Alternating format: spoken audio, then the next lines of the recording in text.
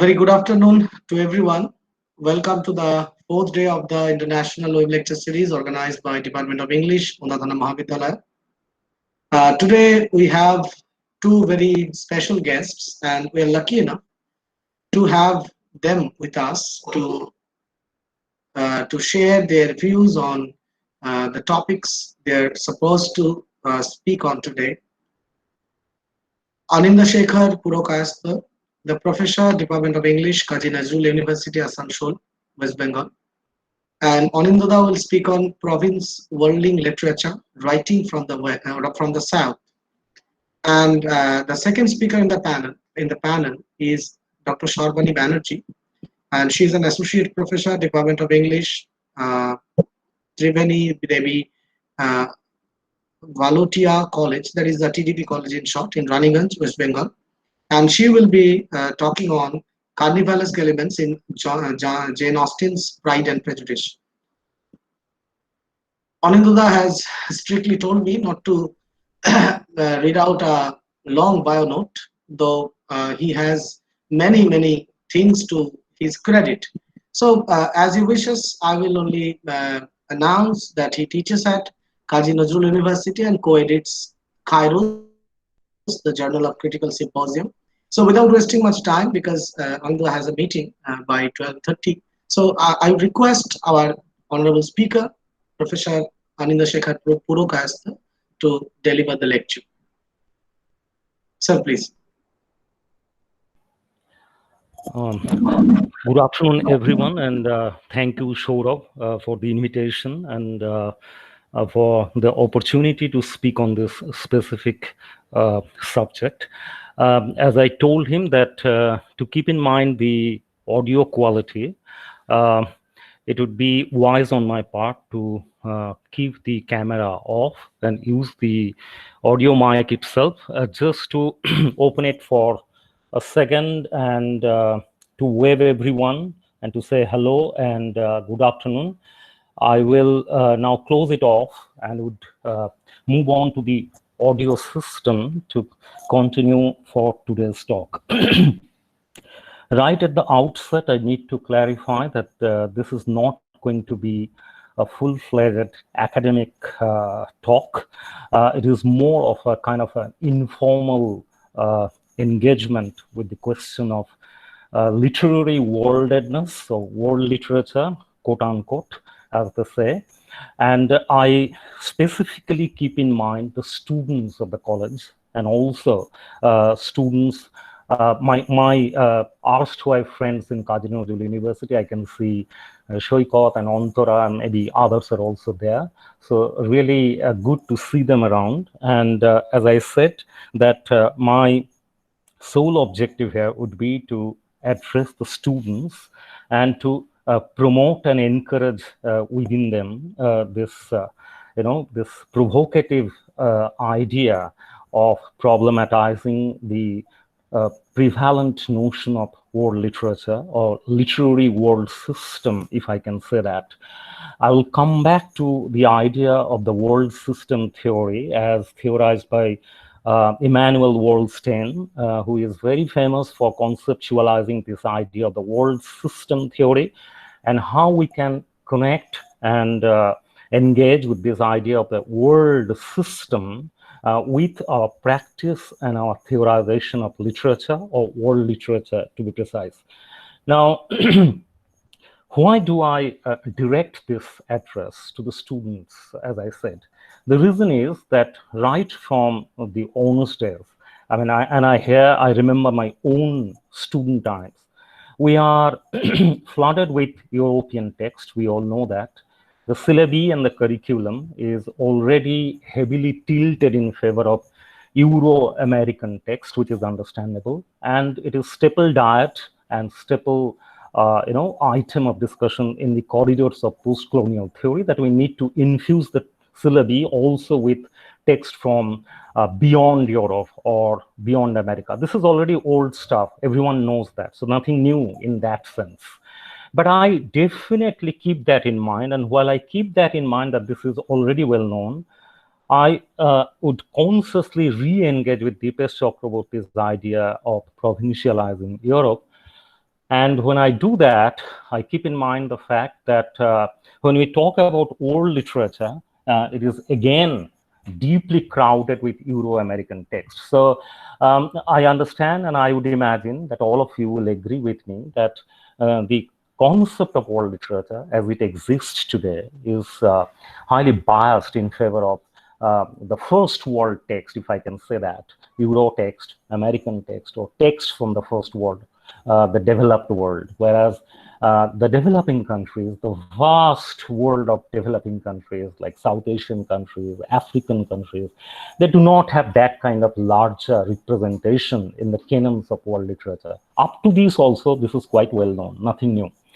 But the question is that when we raise certain objections to these hierarchies of literary representations, when we see that the syllabus is, as I said, deeply inscribed in the Euro-American model, then the question arises that how do we concretize this objective of inscribing the syllabi within the rubric of the South or the global South? And when I say the global South, I do not just mean South Asia. I mean the entire geographical territorial stretch of the developing world, clubbing within it the entire African continent, South Asia, other countries like Latin American countries, etc. So, as I said, the question is when a student begins literature in English, and this is something that I propose to my friends and my colleagues who are teaching in universities and colleges and in other institutes teaching English literature, or what we call the Department of English, that if we can adopt this conscious strategy of infusing the young minds with terminologies like literature in English instead of saying English literature, I think we can make some kind of a cognitive revolution in that sense, that we can bring within the conscious terrain of the minds of these young students the idea that literature as the study is not just English literature or British literature, but literature in English, which is also translated from other countries. Now, they all know that because there are texts from Indian authors, there are texts from other countries like Africa available in translation. But my humble submission is that it's not adequate enough to problematize the hegemony of European textual universe. It's too much with us. Now, does it mean that we develop a hatred for Euro-American texts? Certainly no. But I'm talking about a level playing field. I'm talking about a situation where there would be a greater democratization of the literary representation. And to achieve that and to actualize that, what we need is engagement with recent theories, recent discussions in the domain of world literature. New theories are coming up in this domain through the writings of scholars like David Damrosch, who teaches in Harvard University, who is currently editing a journal called World Literature, published by Brill Rodopi. And this journal, especially, has taken up this question of world literature, how to redefine, reformulate, re-engage with the question of world literature. And this is happening right now as we speak. It's very much contemporary in that sense. And therefore, as budding scholars, students who would be scholars in future, and we who are teaching in different institutions at different capacities, I think the onus is on us to encourage these young minds to think in a different direction, to understand that literature as they understand is not just Shakespeare or Milton. Time has come to reformulate, to reblood, if I can say that, the syllabi with newer voices, not just the voices that we are familiar with, like Naipaul and others. But it is high time that we make a kind of a vernacular invasion of the syllabus. And this I have been, talking about in various forums. And I do that with a specific purpose. And I think it is time that all of us, not just me, all of us speak about it more and more. That there has to be a greater presence of vernacular literature translated in the English language. And here I keep in mind Ngugi wa Thiong'o's idea of orature as opposed to literature, because his idea of globalectics as opposed to the dialectic is also crucial here. And Ngugi, perhaps all of you know, wrote a book called Globalectics, and there he challenged the Hegelian concept of the dialectic, saying that it is highly modeled and premised on the idea of the binary of the Europe and the non-Europe, the Europe and the other of Europe. So in this binary structure, the developed and the developing world are pitted against each other, and we cannot imagine the idea of a kind of a horizontal space of literary world or literary universe. So I think my friends in the colleges and my friends in the universities who are listening right now, may I appeal to all of them to imagine a situation where this hierarchy of representation and where this politics of representation, if you can say that, can be challenged and can be done away with.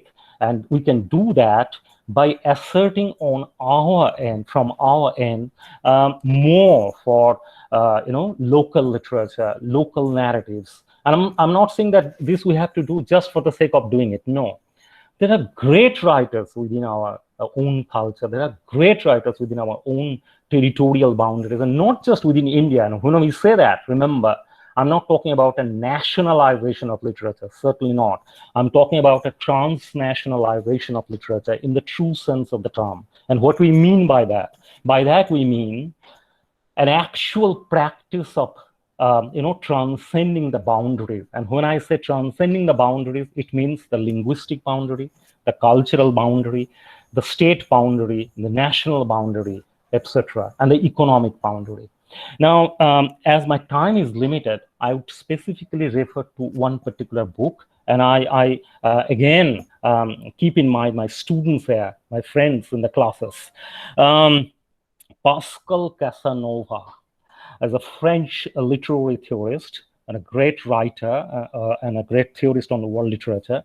She wrote a book, and the book was wonderfully titled. The name of the book was World Republic of Letters. You can understand, and I repeat for your convenience, World Republic of Letters.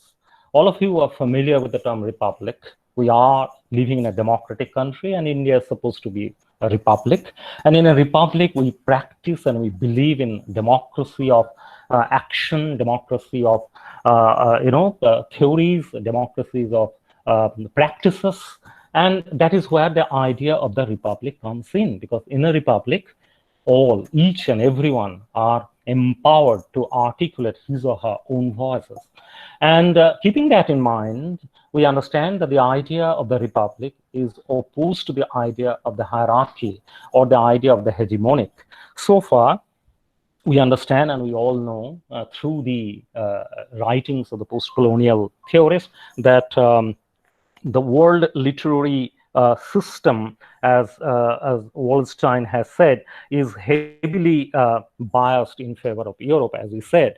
And therefore, it is high time that we bring in this concept of a world republic of letters. It's a system or an imagination where all writers will be treated at par, will be given that equal status. And we will imagine that all of them are trying to do something in their own individual capacity to contribute in this vast stretch of the literary universe. It's an amazing imagination. It's an amazing idea to relocate and to reimagine the world republic of letters. So you understand that this republic of letters is a kind of a literary republicanism that prevents or opposes the prevailing system of world system theory or world literary systems. Now here I need to explain what do I mean by world literary system. Immanuel Wallstein, whom I named some moments back, and here I'm sorry I cannot speak more about them because of my paucity of my time. But those of you who are interested, they can Google search and can know more about these people, and that's my task. Within the span of 30 minutes, it's not possible to speak about all these people in detail, but this I can do. I can, provoke, and I can tease all of you and can encourage all of you to engage with these thinkers from today onwards, so that you can start thinking how we can reimagine the curriculum, the syllabi, and also our everyday pedagogical practices in the classroom and outside the classroom, in our thinking, in our imagination, in our epistemic practices, etc. Now, Wallstein said that the entire world is being governed by certain economic systems. And throughout our civilizational march, right from the beginning, the whole world has been determined, has been governed by these systems, economic systems. Earlier, it was, the industrial system. First, it was the feudal system, then the industrial system, then the capitalist system, and now we have the neoliberal globalized system. So throughout our history of civilization, human beings and each and every nation have been governed and determined by these systemic, forces and systemic dictates. For example, our geopolitical relations are all conditioned by the systems of economy. How this country will be connected to that country, this country will be related to that country, all are determined by this economic system. We all know that. We call it globalization, neoliberal capitalist economy, etc. Now, how do we connect the system, as Wollstonecraft said? He called it the world system theory, that the entire world is running because of these systems, these predominant systems, which are controlled and dominated by the powerful countries of the world, the economic system at present, or the prevailing economic system at any particular chunk of time. During the feudal era, it was the feudal economic system. Then subsequently, during the industrial era, the industrial economic system, and blah, blah, blah. Now, how do we, as I said, forge a link between this world economic system or world system theory, as Wollstonecraft said, and the literary system, according to David Damrose and others, and what we call the Warwick School of Literary Theory. There is a literary thinker called Neil Lazarus, who has written a beautiful book called The Post-Colonial Unconscious. This is very interesting. We understand from the title itself that this is modeled on the Freudian notion of the unconscious. And Neil Lazarus has clearly argued in that book, and Lazarus is a professor of post-colonial literature in Warwick University.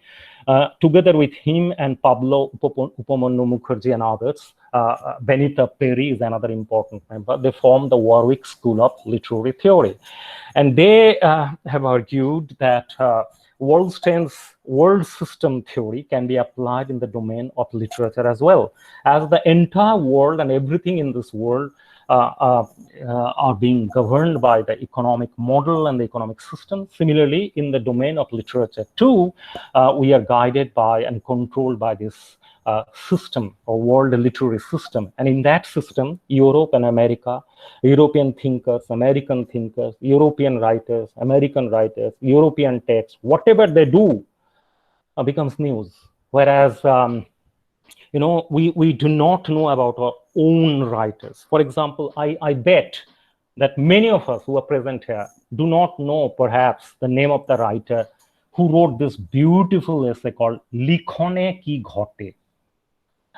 His name is Omio Bhushan Majumdar, and he was a writer based in Kuch Bihar. He did his entire writing career when he was working in the Kuch Bihar post office. So we understand that along with Omio Bhushan Majumdar, we can name many other writers. I mean, in Bengal itself, there are wonderful poets and writers whom we do not know much about. Whereas we spend our times with all those texts in the syllabus about whom we cannot, or with whom we cannot relate in terms of culture, in terms of language, in terms of ideologies, but still they are there in their overbearing presence. So once a student or a teacher is conscious about this literary world system, then it becomes easier for him or her to challenge it and to oppose it in various ways.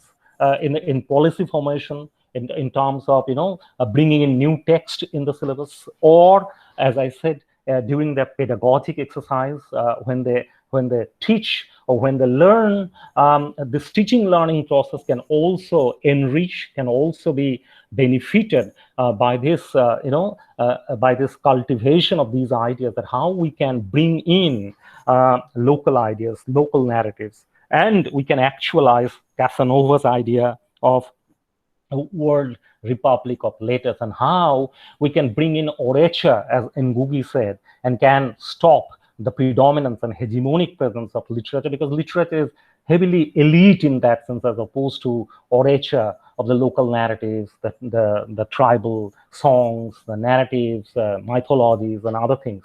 So these are the set of ideas that we have to grapple with. And when we do that, and when we engage with recent ideas of, as I said, World Republic of Letters, New World Literary Theory by Damrose, there is another thinker called Feng Xia who has recently written a book on world literature. So when we engage with these new writings and new ideas, then we understand that, as Dipesh Chakraborty talked about, provincializing Europe, turning Europe into a province, stopping in that way the predominance of everything European. Similarly, we can claim and argue for worlding or world making within our own scope. We can say that this world of, say, Bankura, this world of Purulia, this world of Bardhaman, this world of Kolkata, this world of Chhattisgarh, this world of Madhya Pradesh, this world of Rajasthan, all these are fascinating worlds with narratives, writings, imaginations, folk songs, wonderful pieces of literary activities going on there. It's time that we make this world into a pulsating, vibrant world of literature. And how to do that? We can do that by making a claim for province worlding. And what I mean by that is that the province has always been detested and denounced as the narrow, as the small, as the local, which doesn't have much importance compared to the glorious world of Europe. That time is over. It's high time that we talk about how to make a claim for the world of the province, how to make a claim for the world of this small place, the world of the local. Remember, MS Dhoni was from Ranchi, and he began his journey in the Kharagpur railway station, and then ultimately ended up being the captain of India and challenged various first-ranking bowlers of the world and became a name across the board. So why not use that metaphor and analogy in the world of literature as well? We need to have that courage and that faith of conviction that the local is also enriched and redolent and empowered, capacitated enough to make a claim across the board. And that is the idea of the World Republic of Letters. And each and every voice matter, and we pay respect to that. So when from now on, we read, we keep in mind that Shakespeare is not the only voice. When we read, and we keep in mind that Henry James and others are not the only voice. There are wonderful pieces of writings within us and around us, and we need to restore the amount of respect and status that need to be given to those pieces of writings. And the more we do that, the more we can move toward the process of materializing the idea of the World Republic of Letters. So the concept of world literature today is not just the concept of world literature as Goethe talked of, as Rabindranath talked of, and others talked of. They did something great, but we have moved far ahead, and we need to engage more with the idea of the world economic order and how it is impacting our concept of literature and culture. And we need to engage more and more with new epistemic ideas coming out from scholars like Damrose and as I said, Casanova, Feng Xia, and recently Professor Boidik Bhattacharya, who teaches in, who earlier used to teach in Delhi University and now teaching in Center for the Studies in Developing Societies, where Ashish Nandi also works. He has also written a new book on world literature and doing post-colonial studies in the era of world literature. That is the name of the book of Boidik Bhattacharya. So these are fascinating pieces of new theoretic interventions, and students, scholars doing researchers, PhDs and MPhils, they will do well to engage with these new writings, new theorization, so that in future, as I said, we can open up new avenues for research in the domain of world literature. And finally, we can collectively promote and build a culture of world republic of letters in our everyday practices of teaching and reading and understanding of it. So as I said that my time is very limited, so I'll have to call it a day and call it quit now. And I think I can in future can have occasions to have questions and other engagement, but perhaps I'll not be able to take more questions, but I can take one or two questions if at all there is any question. Thank you. Okay, I would request the audience, if you have a question, we can't take all the questions, only one or two questions will do. So the audience. Hello, sir. Am I audible? Shoykot here. Hello. Yes, you're audible. Yes, Soikat, go ahead. Yes, sir. As you were talking about the politics of representation, right? So my question would be that how much do you feel that the other, as because you have also talked about the Eurocentrism and everything, then there is the idea of this otherization. So do you feel the other can at all be represented epistemologically, ontologically, and philosophically, or there is this politics of demonization and rumor and everything? Of course, I'm referring to Susanna Radstone's book, Memory and Methodology. And there is another thing that I would talk about the cataclysmic destruction of the history. And in this regard, I would like to refer to another book by Dipesh Chakraborty, is that reworking the history of the working class. So I would like to know your comment on these 2 points. Okay, thank you. I can take one more question. If at all there is any, then I can answer both the questions together.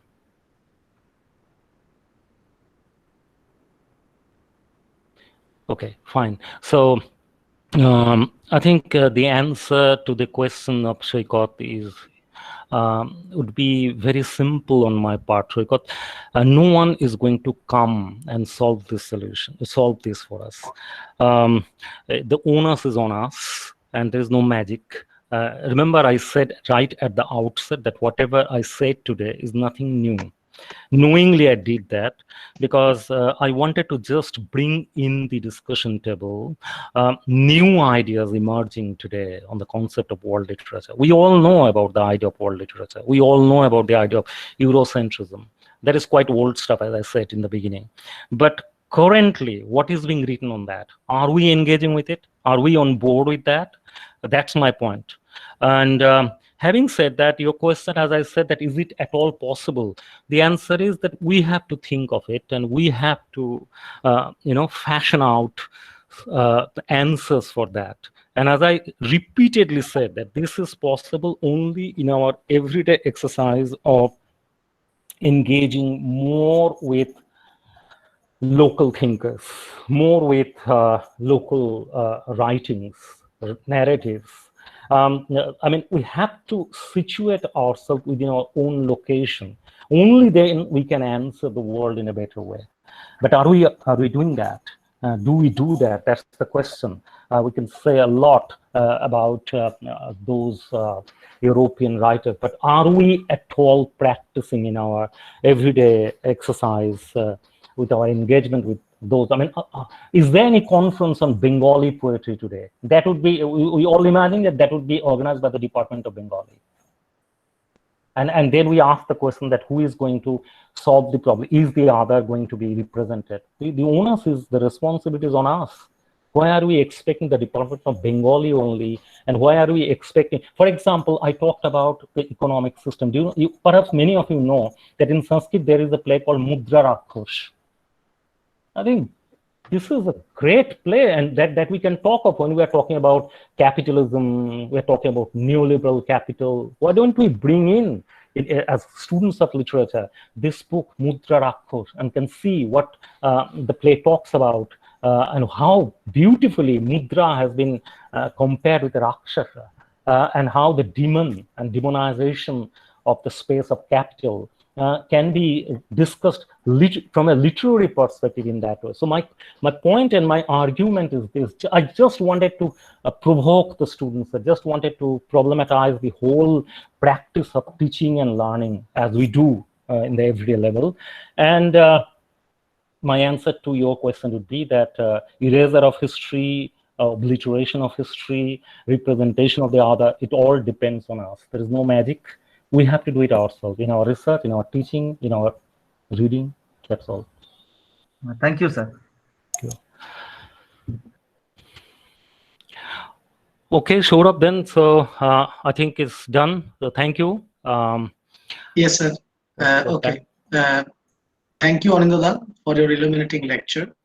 And I hope that your lecture has really encouraged us to do Hello. more work on the world literature. Hello. Yes, Shamosri. May I ask one question? I know I'm late and sir was asking for another question. Sir, may I ask one question? I'm Shamosri. Oh, yes, please go ahead. Sir, first of all, thank you for this wonderful lecture. I think for the first time I've heard the names of so many post-colonial thinkers whose names I never heard throughout my academic uh, career. Okay, since I was a student and now that I am a teacher. So what I was wondering is that do you think that our academic what to say academic space or our academia at present is free from the colonial hangover, because we always read the texts which are written by the maybe the Indian thinkers who teach in the universities abroad. We hardly know about the post-colonial thinkers like you, sir, who are in India, but we don't read about them or we don't read the works produced by them. So, what do you want to say about this?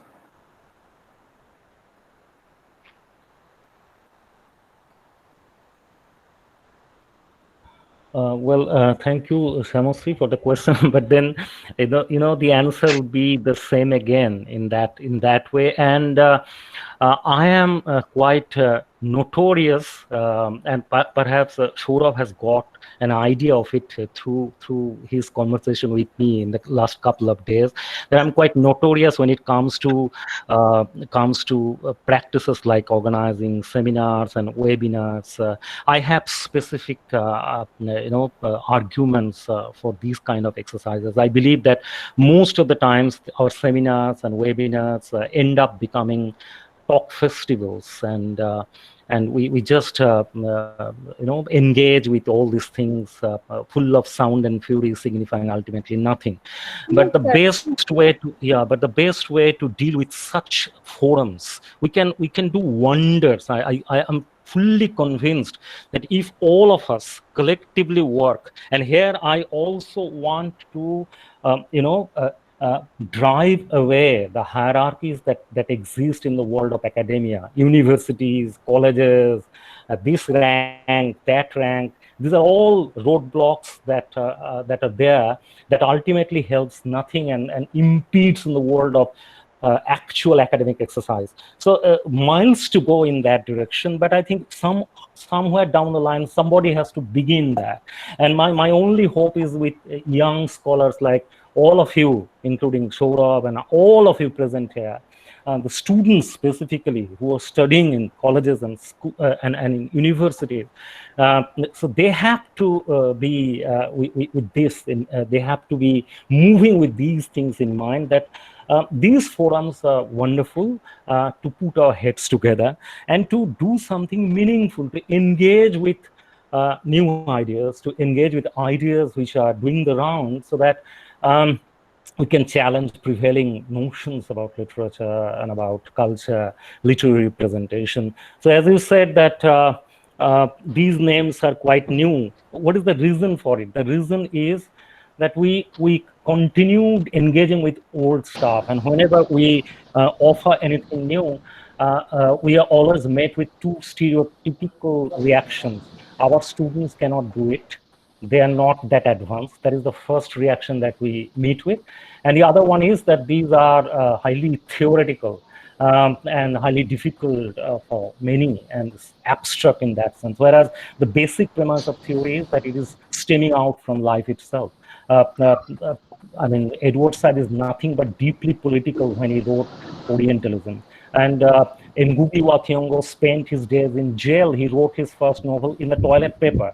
when he was in jail. Devil on the cross. He Yes. saw his own wife being sexually assaulted in front of him. So they had harrowing times, all these people, all these wonderful theorists and writers. So my proposition is that we, as scholars and teachers and students at different levels, need to continuously engage with whatever new ideas are being floating around, and instead of going with hackneyed stereotypical ways of looking into research and teaching, we need to every day engage with new ideas emerging, and new readers, new writers, new script writers, new forms of narratives and films, narratologies and everything. So we are flooded with all those things. There are so many wonderful pieces of writings, and we need to engage more and more with them in the form of research and our daily engagement, and then automatically it will come into the syllabus. So that's my only proposition in that sense, that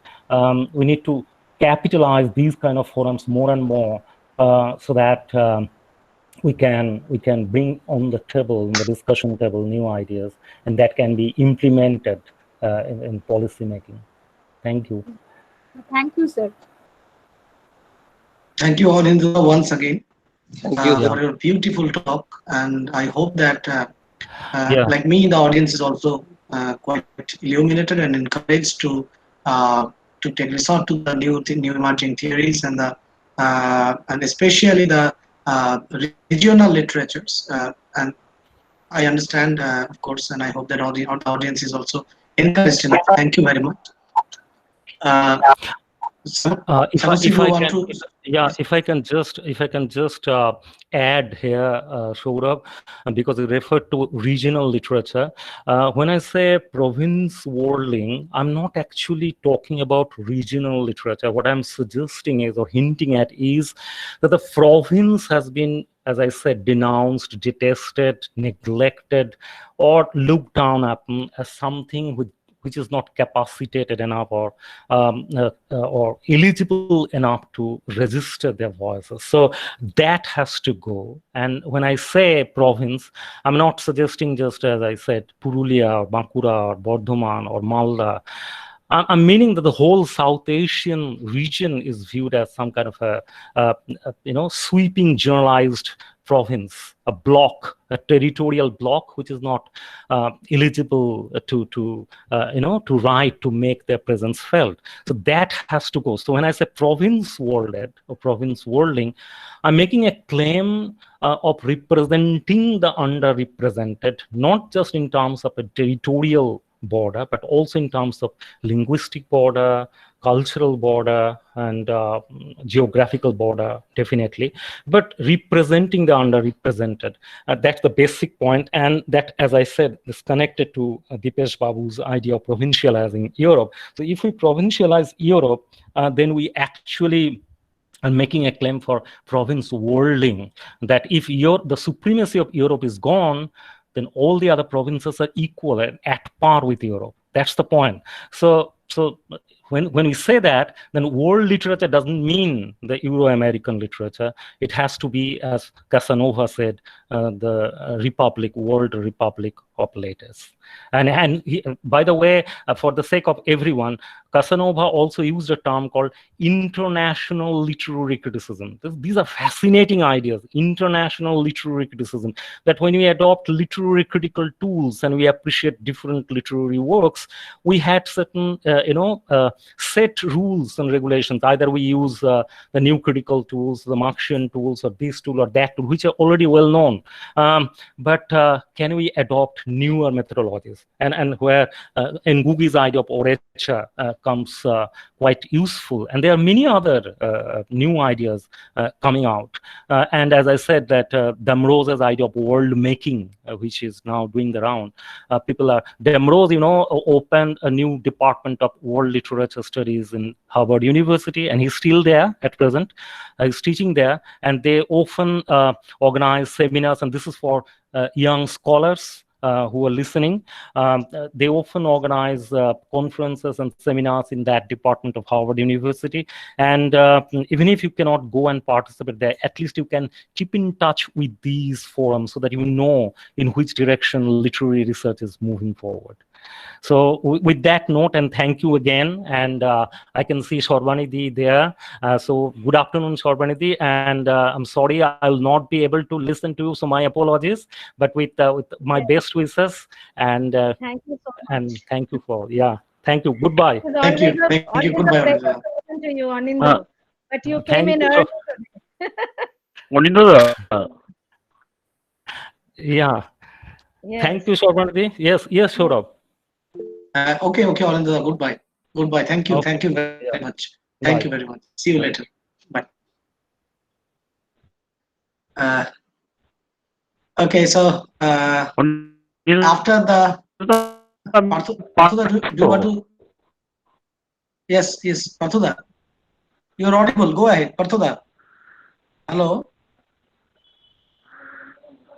Hello. Parthuda. Dr. Parthasarathi Mandal is with us. He's the TIC of Manbhum Mahavidyalaya. I think that he has some network glitches. So after the illuminating lecture of Professor Aninda Shekhar Purakasta, we shall now move ahead towards the second slot of this panel, and I will request Ashim Kumar Betal, faculty member, Department of English, Undathana Mahavidyalaya, to host the second slot of this no, web lecture. no, Okay, Parthuda. Now you're no, audible, Saurabh. Parthuda. Okay, let's. No, I will listen to Professor Sarbani Banerjee. Okay. Do you want to say anything? No, I no, thought that. nothing, Okay, nothing. okay, it's okay. I have nothing to say. Okay, it's okay. It's okay. Okay. Yes. To conduct and host the second slot. Saurabh, nothing. I have nothing to say actually. I Yes, just you're wanted to thank Anindo only. Special thanks to Dr. Purakasta No. for his Okay. elegant observations. Myself, Ashim Kumar Betal, faculty member, Department of English, Undathana Mahavidyalaya.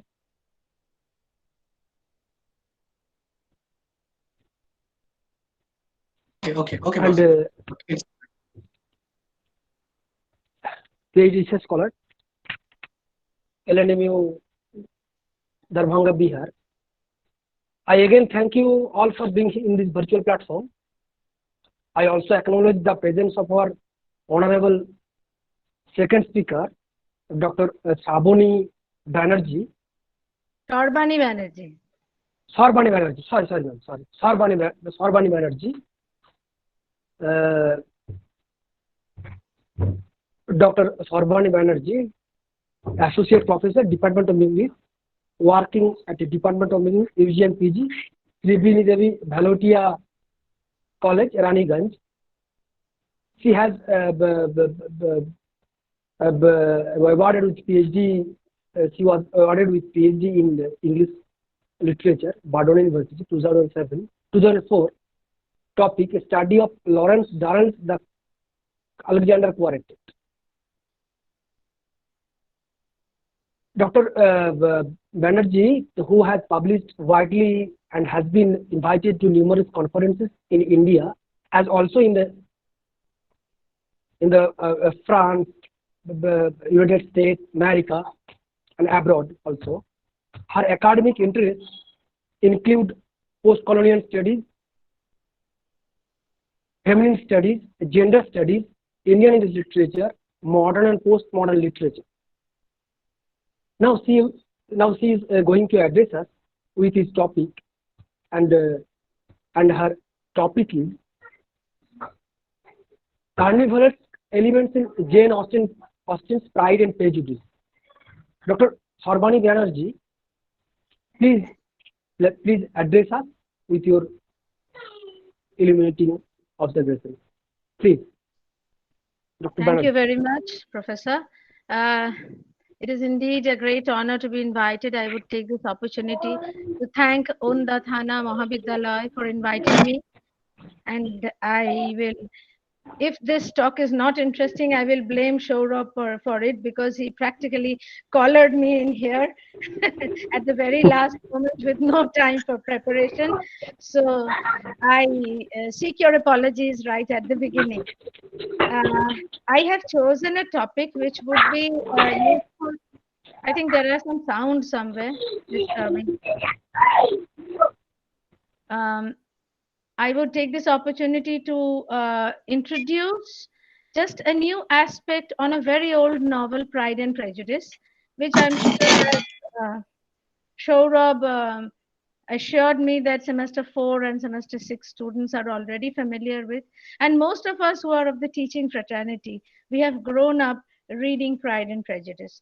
But as you can see, that I am talking on carnivalesque elements on Jane Austen's novels.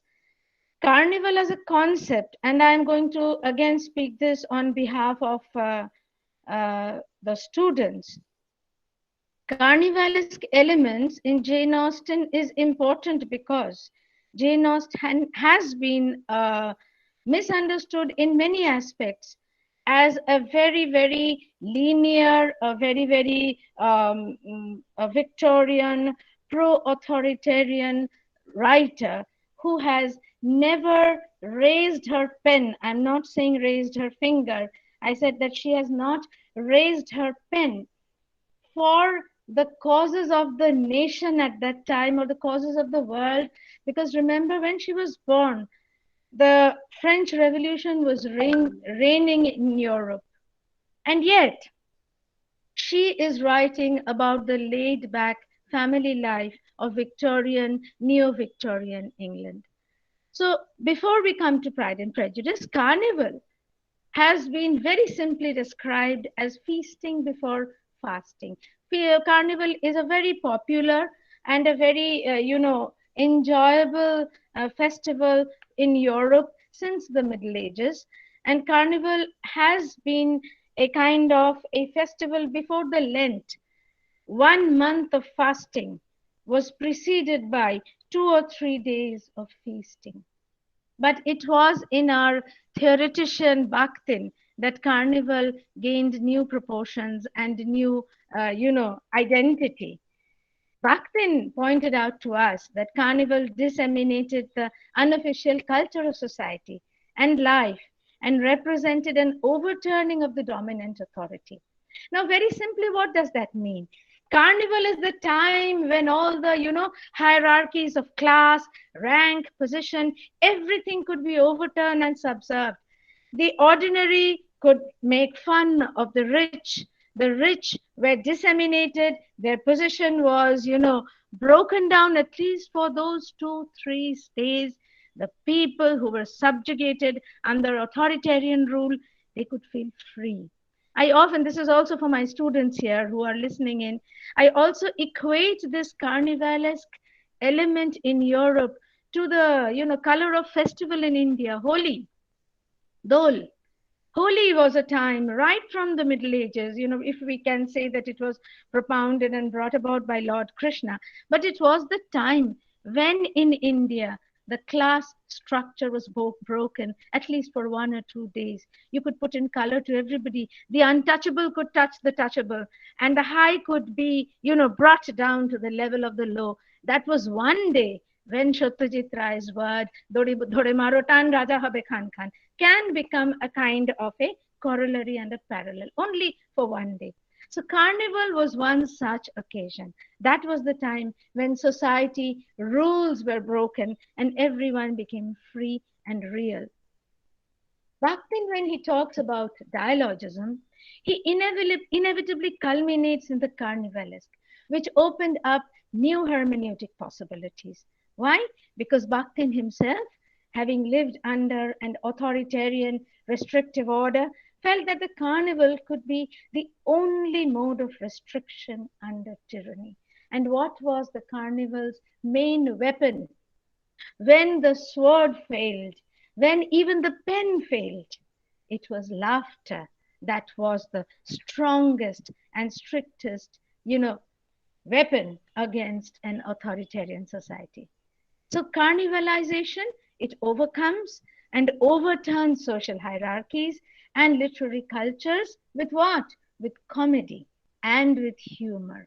Because you have all studied Shakespeare, and you know how the fool, Touchstone in As You Like It, the fool in Lear calling him nuncle, the fool had the power to break all rules and break all taboos. That again is another paper, I think, carnivalesque elements in Shakespeare.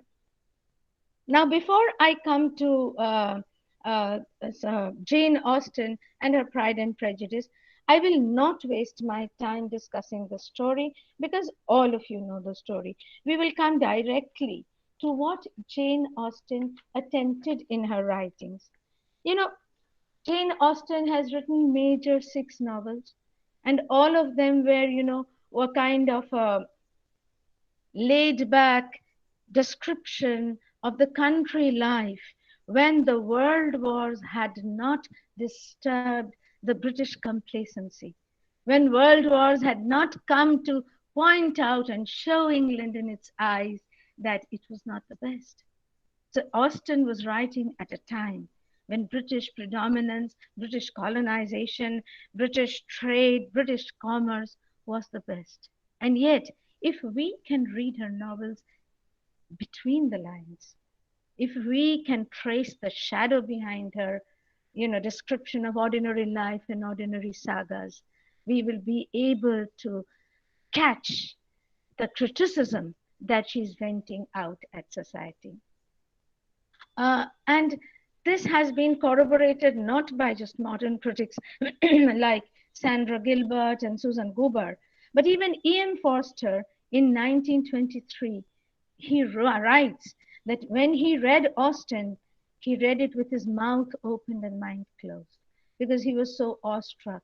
Even Virginia Woolf remarked in the very same year in 1923, she said that had Austen lived a few years more, she could have been the forerunner of Henry James and Proust. Marvin Mudrick, in his book Jane Austen, Irony as Defense and Discovery, seeks to demonstrate how Austen took recourse to irony to expose the incongruities and the delusions of her contemporary society. So when we come to that path-breaking book by Sandra Gilbert and Susan Goober, The Mad Woman in the Attic. I will just come to The Mad Woman in the Attic in a few minutes about Charlotte Bronte. But she has devoted in this novel, in this book, 2 chapters on an imaginative and groundbreaking feminist rereading of Jane Austen. And they have declared that for all her ladylike discretion, Austen is rigorous in her revolt against the conventions she inherited. In this Mad Woman in the Attic, Jane is perhaps the greatest beneficiary of this feminist rereading. And also along with it is Charlotte Bronte, because not only is Mrs. Rochester, that mad woman in the attic, who has to jump from the landing and burn her. While she's burning, she burns the curtains and her room in the attic and jumps to her death very conveniently so that Jane Eyre can marry Mr. Rochester. That icon of the silent, neglected, subserved, subaltern woman has been taken up not just by Sandra Gilbert and Susan Goober. I'm sure my academic friends here on this forum will remember that Jean Rhys wrote that famous novel, The Wide Sargasso Sea, which could be a kind of a prologue to Jane Eyre, where she takes the woman in The Mad Woman in the Attic and traces her childhood and her growth and her journey to England. So you see, Jane Austen and Charlotte Bronte have been rewritten, reassessed in this modern, dialogic, deconstructive, carnivalesque criticism as relevant not just in those days, but even today. Modern critics have indeed eulogized her overt criticism of the inequalities of her existence through the benign medium of the domestic novel. She's only writing about women finding men and mothers trying to search for grooms for their husbands and going to balls and dances, a domestic novel. My attempt in this paper is to look at the flip side of this interpretation, because Bakhtin posits that in a constricted society that is suffocated by powerful domination, only laughter is the weapon that is left in the hands of the powerless to protest, to revolt, and even to attack the oppressor. Just as the carnival was a site where social norms and rules were overturned, similarly, the carnivalesque in literature is a medium of subversion and protest against the evils of society. But writing of Austen, ruffled a lot of feathers, and even the women, even her compatriot Charlotte Bronte, was not very happy with her presentation.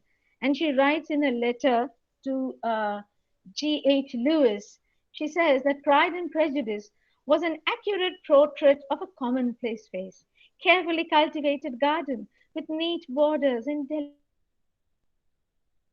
of a bright, vivid physiognomy, no open country, no fresh air, and there are many other no's that I have left out. I should hardly like to live with her ladies and gentlemen in their elegant but confined homes. So that was the negative response even from the women's side. Even Bradford, one of the famous critics of Austen, she said that obviously Jane Austen's mocking was not at all sweet, sunny, natural gaiety. It had too much ill nature in it, so they thought that she was spiteful. Her people are all human, walking figures of flesh and blood, humanity.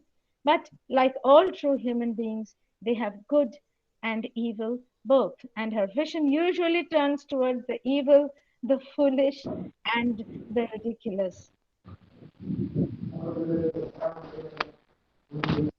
Northrop Frye, when he was discussing Austen, says what normally happens in Austen's novel is that a young man wants to marry a young woman, that his desire is resisted by some opposition, usually paternal or societal, and that near the end, some twist in the plot enables the hero to have his will. So you see, what I am giving you, these slides are kind of, the kinds of reactions that Austen has been facing throughout the ages.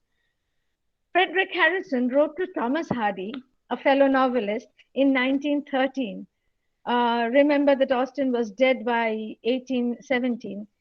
He writes, she was a heartless little cynic, was Jane, penning satires about her neighbors while the dynasts were tearing the world to pieces. This was a strong criticism against her because they felt that she did not talk about the French Revolution, she did not talk about the mass annihilation, she did not talk about, the rules of freedom, liberty, equality, and fraternity, but only writes about domesticity. But for the feminists, including myself, it is interesting to discover that while a feminist interpretation of Pride and Prejudice, or for that matter, Emma or Mansfield Park, is obvious, the author is not disturbed by the feminist issues alone. That is important because she is also protesting against the society at large, its ways and its rules. She not only laughs at the men, but the women as well. No character is spared her caustic tongue because she does not even, leave the characters who are feminine here. In Darko's influential analysis of the role of landed estates in Austen's fiction, he says that estates function not only as setting of action, but as indexes to the character and social responsibility of their owners. Let us now just discuss the men and the women separately. Then we will have an idea of what Austen is trying to criticize. When she comes to the men, Mr. Bennet, the male member of the family who is the father of the 5 daughters, husband to Mrs. Bennet, Austen is criticizing his indifference. the indifference that arises, that English that I have written there is not actually correct. It was very hastily done. It is an indifference that emanates out of superior knowledge, but that superior knowledge and superior intellect as compared to Mrs. Bennet. He had married Mrs. Bennet for her beauty, but then found her very commonplace and ordinary, not good enough to talk to, not good enough to um, uh, accord her the importance of his life partner, but rather he ensconced himself in his library and made nasty, jocular, witty, critical remarks about his wife as and when it was opportune. Throughout the novel, right at the point till Lydia runs away and elopes, he has been mocking his wife and making fun of her. And he is even indirectly, relegating the responsibility of the household, responsibility of the marriage of his daughters to the poor, incompetent, inadequate shoulders of Mrs. Bennet. When Lydia is allowed to go alone, traveling alone, Elizabeth Bennet, who only was possibly his only source of emotional, succor, she goes to her father and pleads with him, criticizes him not to let Lydia go out. But he turns an indifferent ear. That is why I have used the word indifference. Mr. Collins, we all know Mr. Collins. He is famous for his pompousness, his vacuity. Yet he is very, very aware of his key position as the future inheritor in the Bennet household. Mrs. Bennet is extremely agitated and worried, anxious that Mr. Collins should marry one of her daughters. Why? Because the rules of society in Austen's time said that a man, if he had an estate and he did not have a son, then the daughters could not inherit it. The inheritance would go to his near male relation. So you see, this is a very, very, very, very strong point that Austen has, repeated in this novel, where where she is not comfortable with this fact that women are, and remember that in Austen's times, women did not have any profession to follow.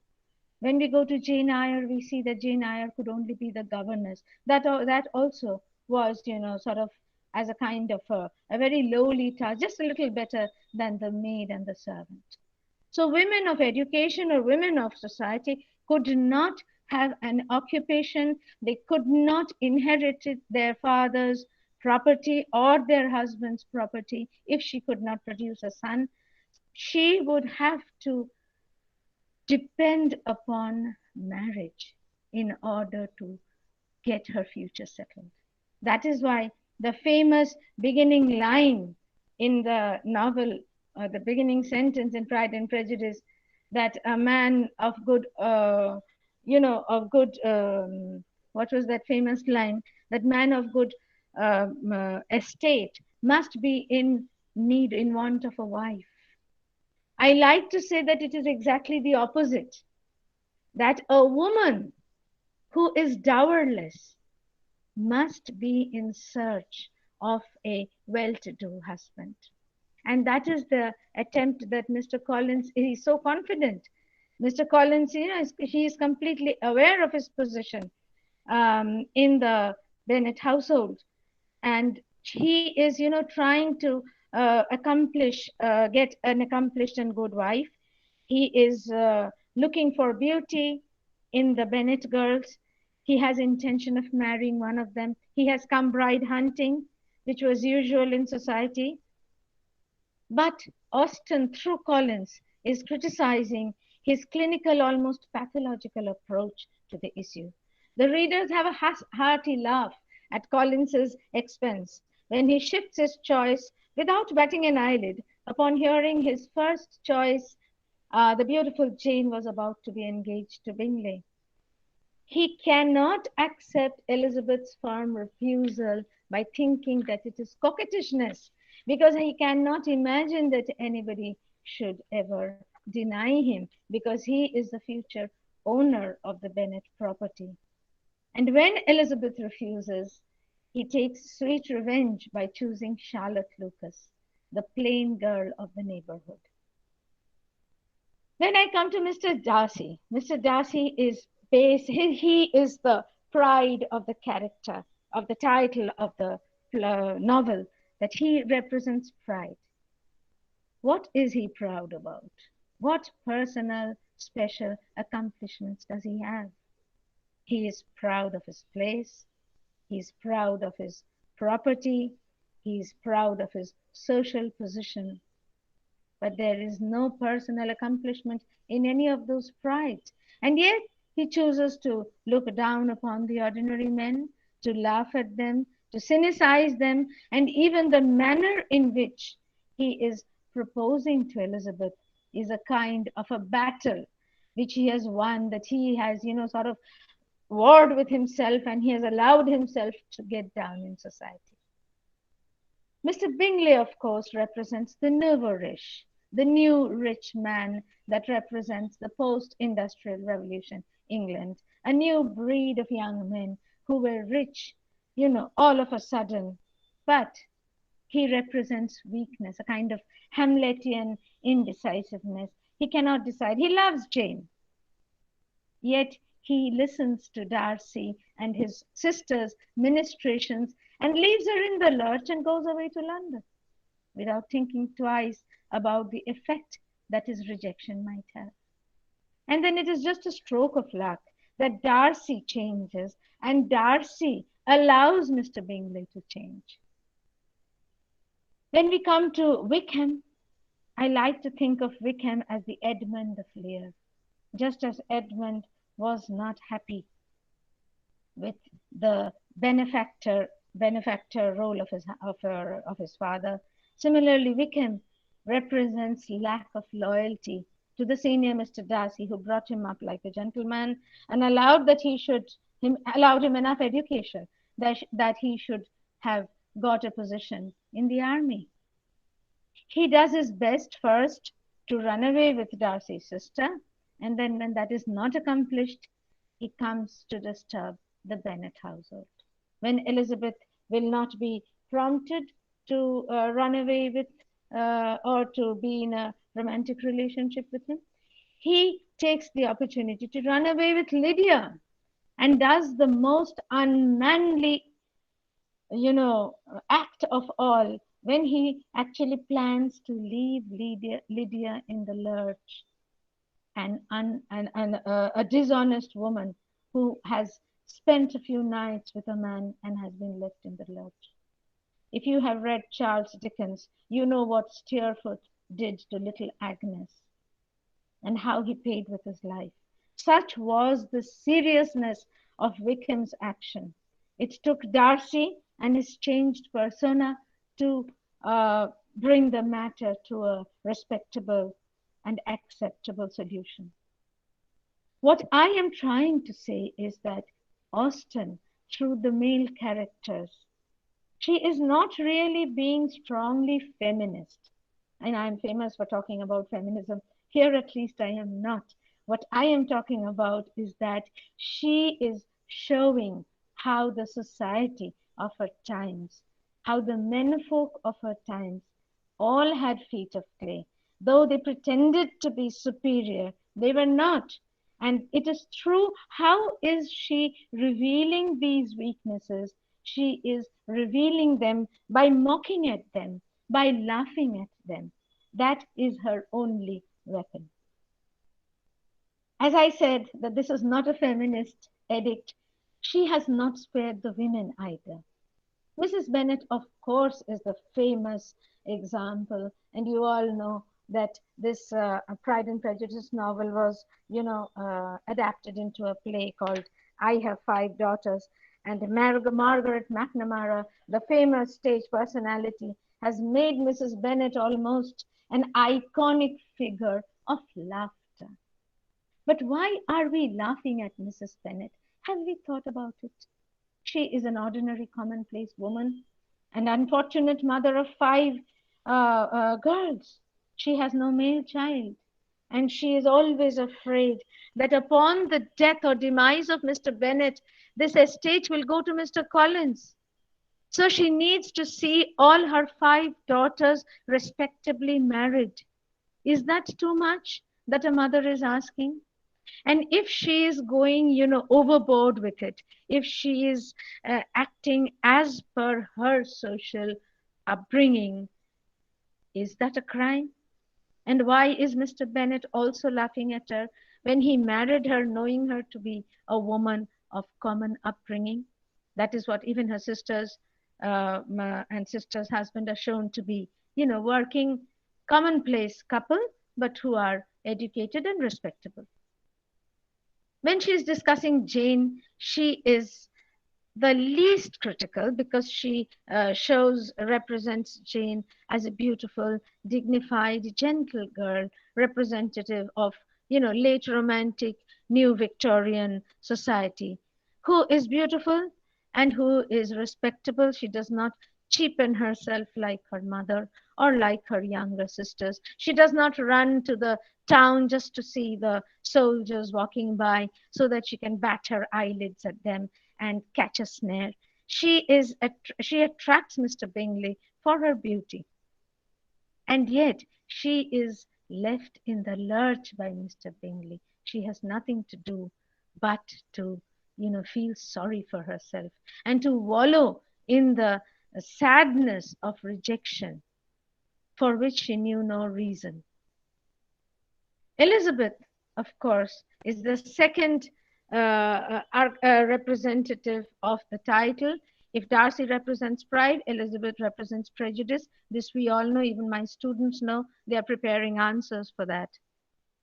But Austen also criticizes Elizabeth, not only because of her prejudice. She criticizes Elizabeth because though Lydia is blamed, Elizabeth had also been moved by the charm of Wickham. And when do we find in the novel that Elizabeth changes her opinion of Darcy? When she visits Pemberley, when she goes to Darcy's huge estate, those rolling hills and the huge house, palatial in its structure, and the great organs playing, and the marble splendor of the house and the country. And she imagines herself to be the reigning lady of this house and this whole estate. So is Elizabeth, even though she's prejudiced against Darcy, is she also above and beyond those other females of that time who were looking for a profitable marriage? Because remember that all these girls were dowerless. They did not have any dowry to carry with them. Mary and Kitty, or Catherine, they are, mirror images of the flighty, shallow, stupid, laughable qualities of Mrs. Bennet. And Austen laughs at them because they are the progeny of of everything that Mrs. Bennet represents. Charlotte Lucas is perhaps the only character that Austen paints with sympathy and sadness. She is not so good looking. She is not so young. She does not have any dowry. So she is forced to accept Collins's proposal. And when Elizabeth accuses her of, compromising with her love and with her emotions, Charlotte says, I was never romantic. I would rather be, satisfied if I have just a corner of my own, a house of my own, and an identity of my own. When Elizabeth visits Charlotte's house in in uh, uh, in her married place with Collins, Elizabeth sees that Charlotte is in her corner. She is not really very happy, but she is not really sad. And when she's serving tea in her teapot, Charlotte tells her, you see, I'm so happy to have a house of my own. So this is the plight of the woman. And when most cases Austen is laughing at them through her tongue-in-cheek attitude to society, this is one case where she's not laughing at all. Even Lady Catherine de Bourgh, she is rich, she is well-to-do, but she is also the mother of an only girl child. Though her property is entailed in such a manner that her daughter will retain her wealth. But in those times, a woman without a husband, a woman without male protection is something that is shocking, is something that is unacceptable. And so Lady Catherine de Bourgh is also desperately searching for a husband of her daughter, for her daughter. When she runs to to Elizabeth Bennet in order to stop this marriage, and she remarks that your father's estate is entailed on Mr. Collins.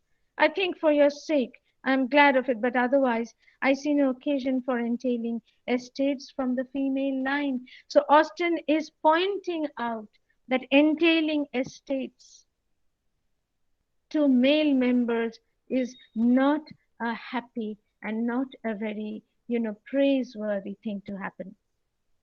So as Gilbert and Gobar has explained, that Austen examines the female powerlessness that underlies monetary pressure to marry, the injustice of inheritance laws, the ignorance of women denied formal education, the psychological vulnerability of their heiress or the widow, the exploited tendency of the spinster, the boredom of the lady provided with no vocation.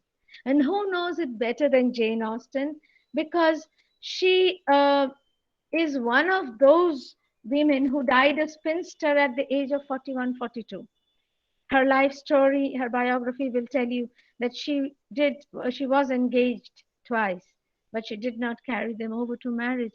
And she must have felt the pressure of marriage, the pressure of, uh, having to live her life with at least with the support of some male protection.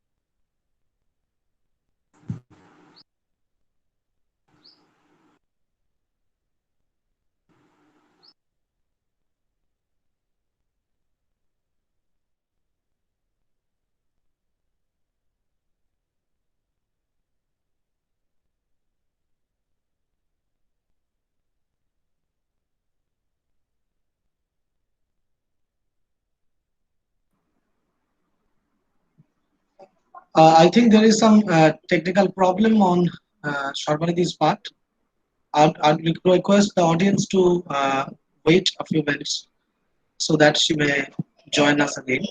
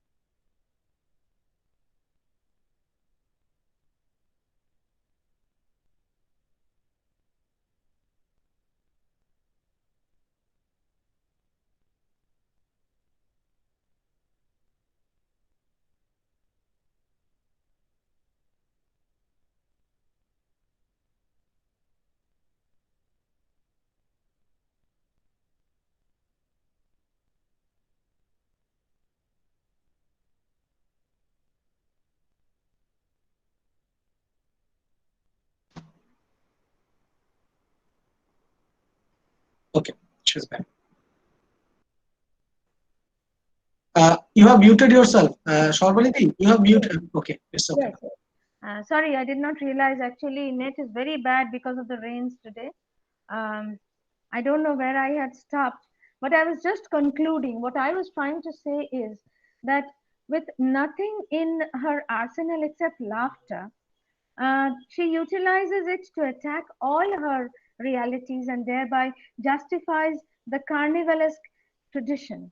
Following the path shown by Bakhtin, we realize that just as carnival is the site of criticism of a culture whose distortion of social hierarchical order is an implied attack against authority, homologically, a novel is the site for implicit criticism by the author whose only weapon is laughter, parody, and satire. Emphasis on the carnival tells us that majority of the literary works are all multidimensional and have many roles to play. Bakhtin asserts the openness and freedom of literary texts. Austen's novels also oscillate between yes, Gilbert and Gruber also said that. Oscillates between mockery and sadness. She writes under the garb of laughter, the devastating mockery of carnival literature. I will conclude by quoting Mark Twain in his response to Pride and Prejudice. He read Pride and Prejudice and he was so angry. He was so angry that he wrote that her books madden me so much. I can't conceal my frenzy. Every time I read Pride and Prejudice, I want to dig her up and hit her over the skull with her own shin bone. Thank you. That is the kind of anger that she generated in the patriarchal civilization of her times and also later on. Thank you very much. Thank you. Thank you, Dr. Sarbani, for illuminating and thought-provoking observations.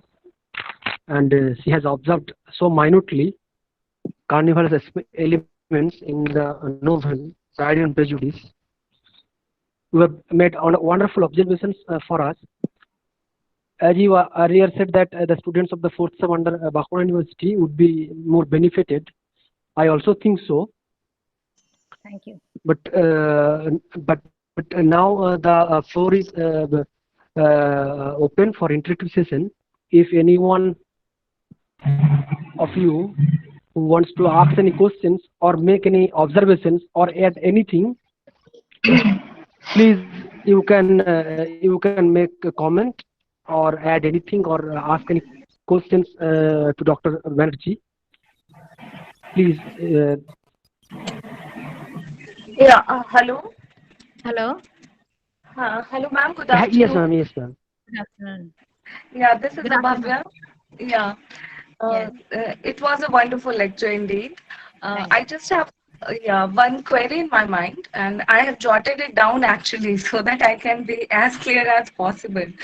So the thing is that keeping in mind the various critical opinions which you talked of in the lecture, particularly that of Charlotte Bronte, can we say that Pride and Prejudice ceases to be a female Bildungsroman because the Bildungsroman demands some sort of development of the protagonist, often through education and travels, which in turn was not possible during Austen's time in her society, in the society in which she lived and in which she created all her creations. So, is it so, ma'am, that we cannot call it a female Bildungsroman? No, you see, I have never thought of Pride and Prejudice as a Bildungsroman because Bildungsroman necessitates, the growth of a character. It may not be the physical growth from childhood to maturity, but it also should entail psychological growth. For instance, if Portrait of the Artist is a Young Man by Joyce is a Bildungsroman and a Kanzlerroman, and even Jane Eyre can be a Bildungsroman because we see Jane Eyre from her school times. She's a child, she's a young girl, and how she gradually matures and she gains her position in society from an orphan to the respectable Mrs. Rochester. So I will have to think about it, because I have never thought of Pride and Prejudice as a Bildungsroman, because we find the girls mature. We only find them searching for Husband. I don't like to say husband. I like to say that they are trying to find a solid foothold in society, you know. Yeah, but they could do it through education also. Why they are in the search No, of no, no, this, no, no, no, no. You have to remember that in those days, in the times when Austen was writing, this was written and published in 1813. Yes, In yes. 1813, women were not allowed a vocation. Yeah, Women exactly. were not allowed higher studies. In America, in the 1800s, when a few educated women got together and somehow they were wearing blue stockings, they were laughed at, called the Blue Stocking Brigade. Yes, আমাদের দেশে yes, যেমন yes. মেয়েরা লেখাপড়া শিখলে they were called Vidyasagar হবি নাকি?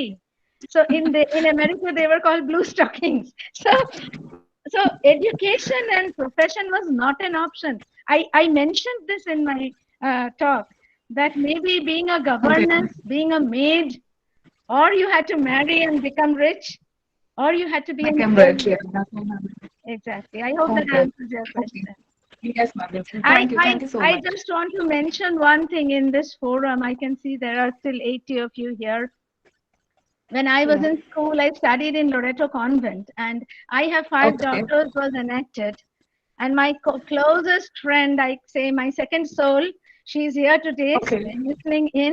She had acted as Mr. Bingley.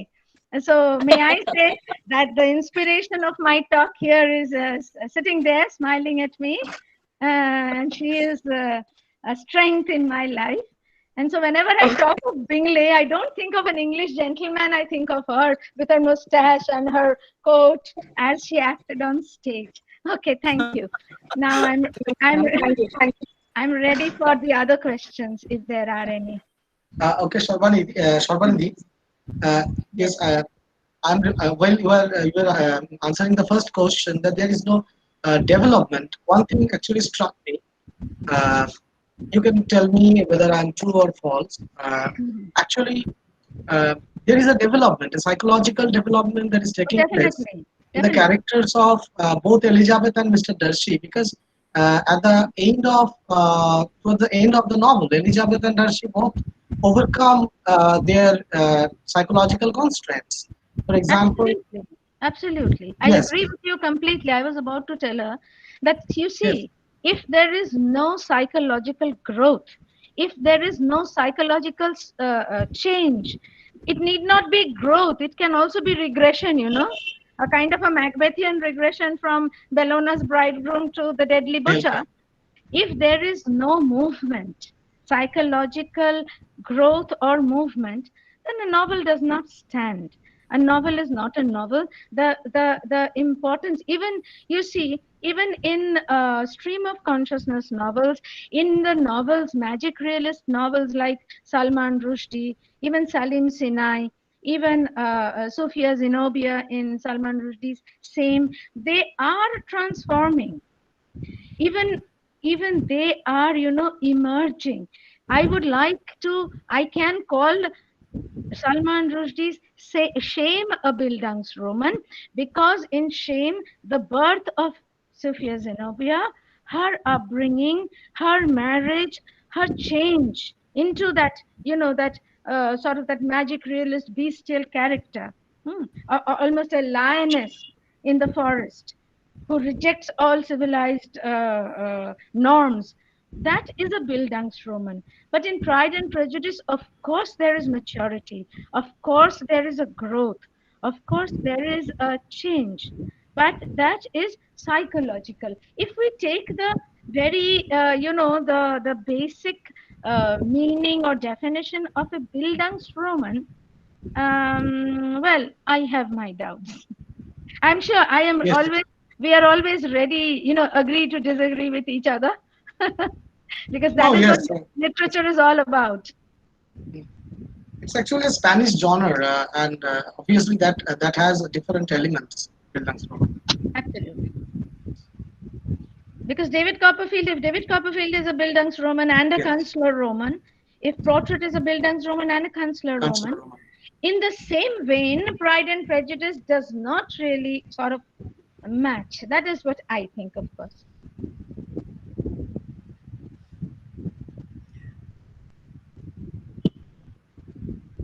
Uh, I'd request Roshan Kaur Betal to take questions.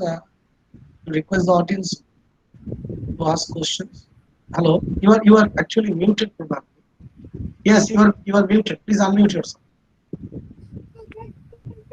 Anyone who wants to ask any questions? Mohua Hello. Kundu, Yes, if you have any questions. I don't have a Yes, question. yes. I am here as a friend, listening into my friend, and I'm superbly impressed. We had done Margaret McNamara's "I Have Five Daughters" in school, as she mentioned. I think most of us can relate to Pride and Prejudice because it reflects our society to a certain extent. A mother with five daughters, primarily worried about getting her married off. It still holds true for our society. So that's why I think we can relate to Mrs. Bennet's predicament much better, I think, than any other country. So I thank you, Absolutely. thank you, Sharbani. I think it was lovely and enriching, and I really enjoyed listening to you. And you Wow. made it so simple and so interesting. Thank you. Thank you. Thank you, ma'am, for your warm words. Thank you. Anyone who have any questions?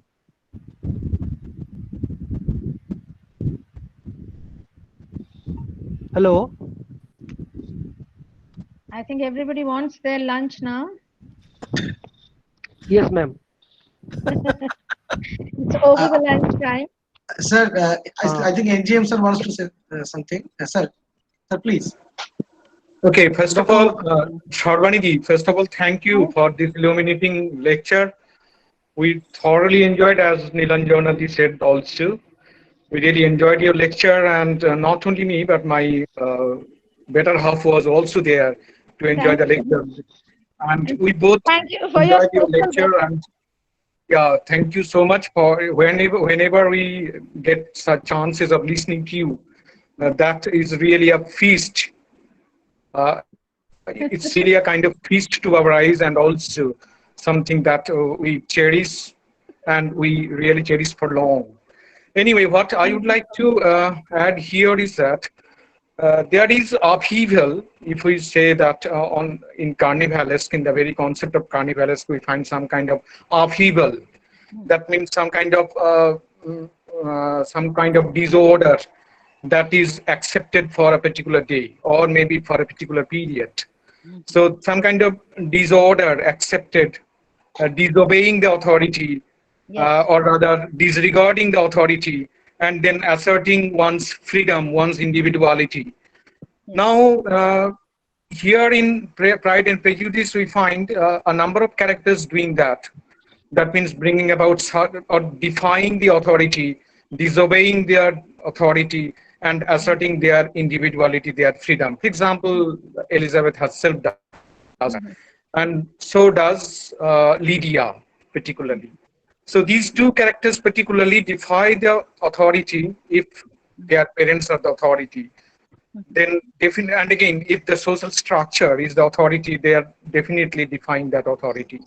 And thereby we find again some sort of carnivalism or some sort of carnivalesque rather. Now, am I right really, Sarvanidhi? absolutely, absolutely. I mean, the those of us who have read Austen and we are familiar with Austen and who have been later inducted into the theory of carnivalesque by Bakhtin, we have not only found it in Austen but also in many other texts. You know, then we think and say that, oh my God, here is that mode, because in Austen's time, had she written a very revolutionary novel, there was every chance that she would not have been allowed to publish. The authoritarianism was such. So she was writing a novel for the common public. She was writing the novel for the pleasure and titillation of the, the novel reading society that was popularized by Dickens when he began to write serialized novels that became so popular in those times. So Austen was, banking on popular acceptance. So she was writing what the populace would be happy with, what the populace would accept. And yet, she was sort of weaving her protest, her anger, her,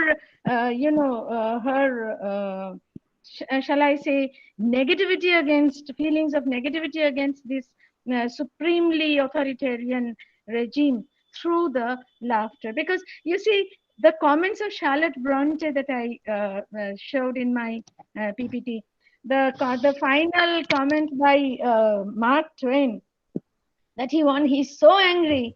It is reminding of Rajshekhar Bosu যে সেই হরিণা তোরে পোড়াবো না তোরে নিয়ে যাবো ধাপা দেবো মাটি চাপা সার হয়ে যাবি ঢেঁড়স ফলাবি, something like that. He says that I want to dig her out of her grave and break her skull with her own shin bone. Such is the anger that she has generated. So when we say that she is writing a domestic novel, how cleverly and how surreptitiously she has used the, what we call it carnivalis today. I'm sure she did not do it with our theoretical knowledge, but she does it with her gut feeling. She does it that this was the only way by which she will at least be able to, make herself partially heard. I absolutely agree with you, Narugopal. And fantastic. And thank you for the special best of luck right at the beginning of this session. Thank you.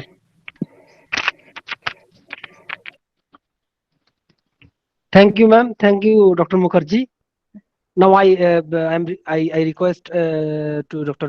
Nag to conclude the program. Okay, we have special news for tomorrow's panel. Tomorrow we are going to have 3 speakers, and there will be 2 panels.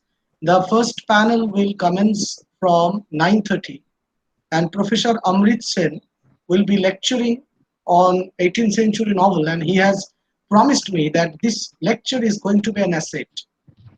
Okay, for the students to come, it will be an hour long lecture. The second panel includes 2 distinguished speakers, Dr. Shubhadeep Paul from Bankura University, and my very favorite Pinaki De. And yes, so I hope that tomorrow we shall enjoy a lot. And thank you, the audience, for supporting us, for enjoying the lecture and participating in the web lecture series. I'm really grateful to you, Shorbanidhi. Thank you. You you gave your consent in such a short time. Thank you very much. Thank you. I'm indebted to you. So let us call it a day now. Thank you, Nilanjanadi, for joining us. Thank you. Okay. Goodbye till tomorrow. Thank you so much, everybody. Bye. Thank you.